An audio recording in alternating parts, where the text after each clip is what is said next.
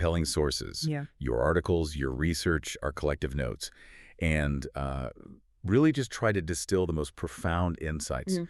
And our mission today is pretty laser-focused on one of the most, I think, beloved and complex books in the New Testament, Paul's letter to the Philippians.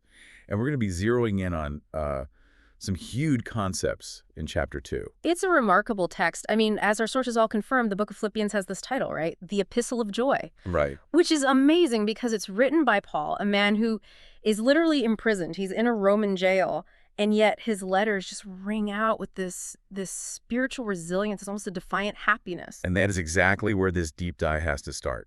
Because the sources we looked at, they immediately set up this really profound tension. If this is the song of joy, why did our material note that despite all that joy, deep disappointment and sadness were also cast over this song of joy? Yeah. He's in chains, but his emotional distress isn't really about his own confinement, is it? That's the key distinction, exactly.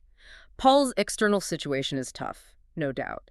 But his internal spiritual focus is it's solid.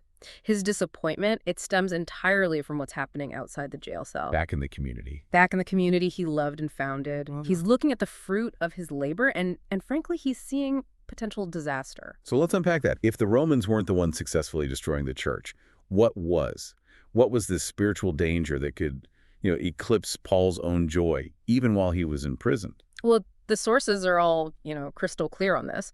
The source of disappointment was internal conflict. Wow. And it was fueled by egoism. So it wasn't a theological error. It wasn't outside persecution. It was the breakdown of unity among the Philippian believers. Not just them, right? No, and this is critical. It was happening among Paul's immediate coworkers. The documents note that many coworkers around Paul began to show an egoistic attitude. An egoistic attitude. That sounds like more than just simple selfishness in this context. It sounds like a fundamental shift in what they cared about. It is. Instead of prioritizing the mission, they were seeking their own interests. Which is just devastating. It is, because the definition provided, seeking their own interests rather than the interests of Christ, well, it introduces competition where there should be collaboration. If every leader is just trying to optimize for their own reputation or status, the whole mission just grinds to a halt. The sources called it a division of mind. A division of mind. A kind of psychological turning inward that was actively dismantling the church from the inside out. And the imagery they used to describe how this division was spreading, it's incredibly vivid. It's not just a disagreement. It's something much, much more corrosive. He called it a fatal yeast. Wow. And yeast, by its nature, it's invisible at first. It's silent, but it just slowly permeates and changes the entire loaf of bread. So this division was shattering the community's unity through, a trio of poisons. Strife, conceit, and self-assertion. Those three are the natural byproducts of unchecked egoism. Strife is that competition. Conceit is arrogance. And self-assertion is just. Insisting on your own way above everyone else. That's the spiritual decay Paul was seeing in real time. In real time. And when you describe it that way, a fatal spreading yeast, it just elevates the threat level tremendously. This wasn't a temporary spat. This was something structural that threatened the entire movement. And the sources connect this moment of disappointment to something much larger, right? Something even more tragic in Paul's ministry. They do. They suggest this whole phenomenon might have been a prelude, sort of a grim preview, to the situation Paul faced years later when he wrote his final letter to Timothy. And that's where the context just becomes heartbreaking. What was going on by the time of 2 Timothy? Well, by then, the internal decay had hit a critical mass. He wasn't talking about mild discouragement anymore. He was talking about abandonment. Complete abandonment. The sources note that many of his coworkers, the very people who should have been standing shoulder to shoulder with him, had loved the world and left. Loved the world and left. Wow.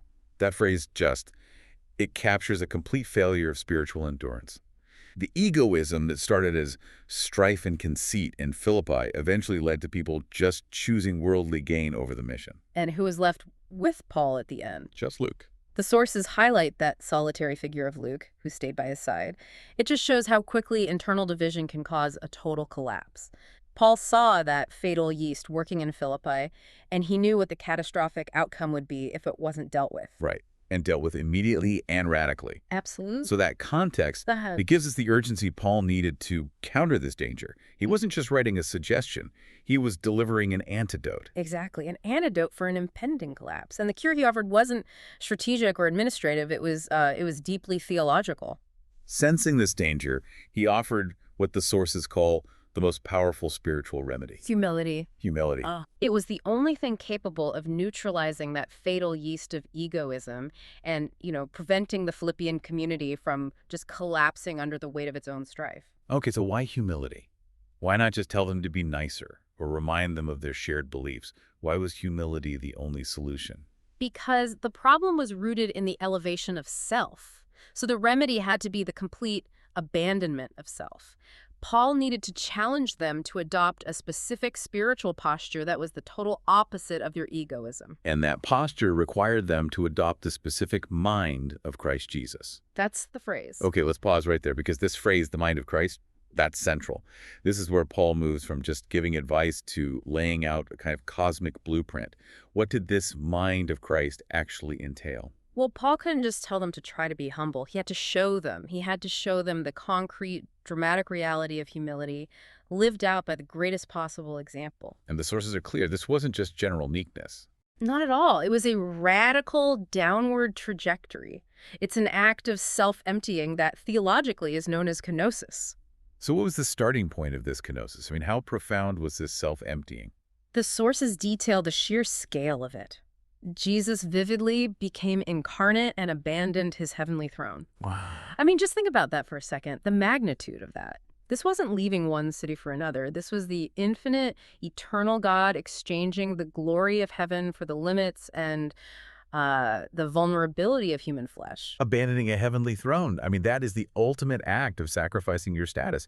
If the problem in Philippi was people asserting their own rights and interests, this model is the absolute reversal of that impulse. It forces you, the listener, to grapple with the sheer scale of the sacrifice. If the one true king was willing to lay aside everything that defined his divine status for the sake of others, Then how can we justify clinging to our own petty status or comfort? exactly. Paul uses this cosmic reversal to expose how ridiculous human pride really is. But the sources also make it clear that the self-emptying, it didn't stop with the incarnation. It was a pattern of life that ended in the most difficult act imaginable. That is so critical for understanding the kind of humility required. It was sustained obedience.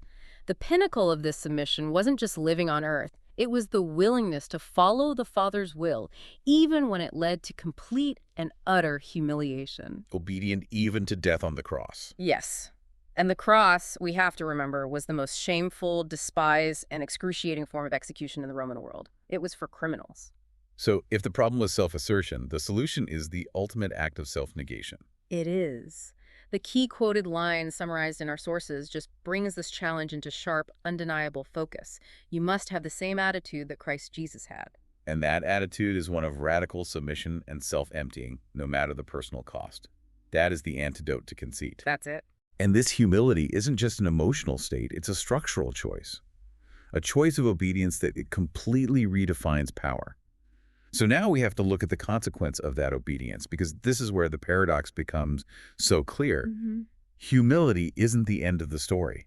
It unlocks something extraordinary. It really does. Humility, when it's expressed through that kind of radical obedience, it doesn't lead to permanent diminishment.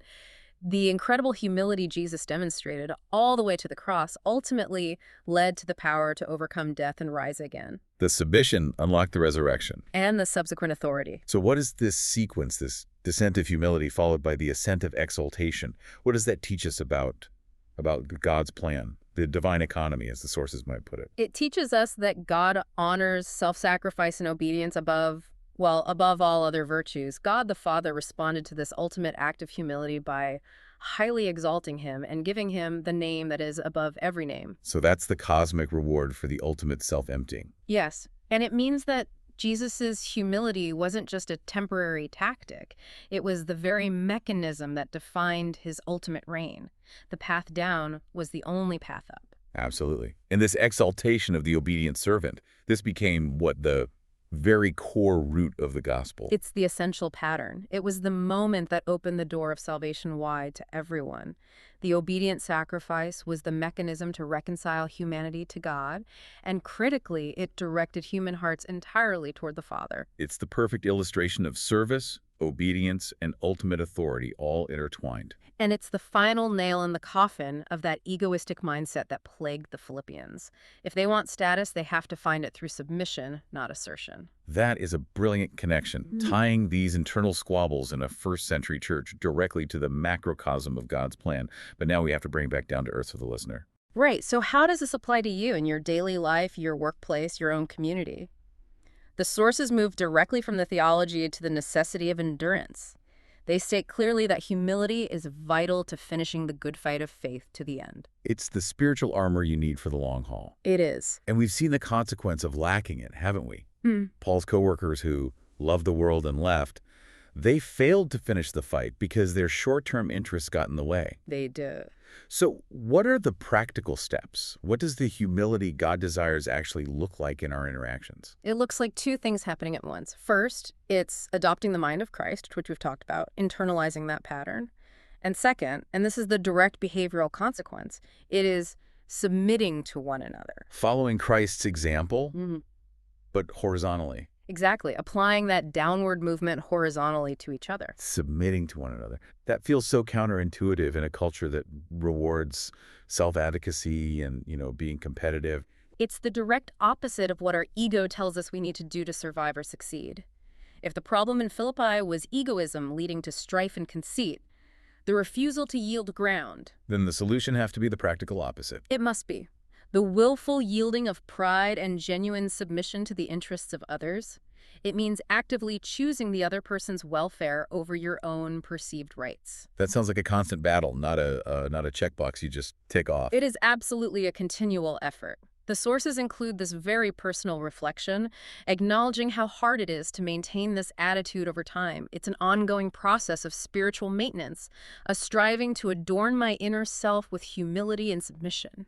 The idea that humility is something you have to actively cultivate and wear, that's powerful. It is. And the risk of neglecting that spiritual cultivation is profound, especially when you think about that long timeline of Paul's coworkers. What happens if we stop? The sources issue a very serious warning, lest one grows old and unsightly, hardened by arrogance. That imagery is so striking. Spiritual hardening, like stone. And that hardening is what makes submission impossible. It's the final stage of egoism. It's what leads people down that path of self-assertion so completely that they eventually, like those former coworkers, abandon the mission entirely. Because it no longer serves their self-interest. Exactly. So the solution to a community problem is, at its heart, a personal, internal effort to combat that kind of spiritual aging. The alternative to hardening is daily practice. A willingness to practice the death of self through humility and obedience and the love of the cross every day. It's the only way to counteract the natural pull toward pride. So that humility of Christ has to permeate everything. All my words, thoughts, and actions. It has to be comprehensive. It's not just what you do in a conflict. It's what you think and say when there is no conflict. That is how you fight the fatal yeast. This has been an incredibly rigorous deep dive. We started with Paul's disappointment over this fatal yeast of egoism, and we've navigated through the cosmic reversal, this radical solution found in the mind of Christ. And the central concept, it holds firm. The immediate necessity of adopting the mind of Christ is the single key to spiritual health, to enduring unity, and ultimately to authority. It's the mechanism that prevents collapse. And here is a final provocative thought for you to carry forward, building on that tragic failure of Paul's team. The sources show how easily people can slip from spiritual focus to short-term self-assertion. We know so many of Paul's coworkers loved the world and left because their pride just wouldn't let them continue through the hardship. So consider this. If your focus is always on asserting your rights and seeking your own immediate comfort, how does that short-term self-assertion prevent you from maintaining the long view needed for finishing the good fight of faith to the end? Does profound humility, the willingness to put others first and embrace submission, actually provide the structural resilience required for true, lifelong spiritual endurance? Right. That is absolutely something worth mulling over.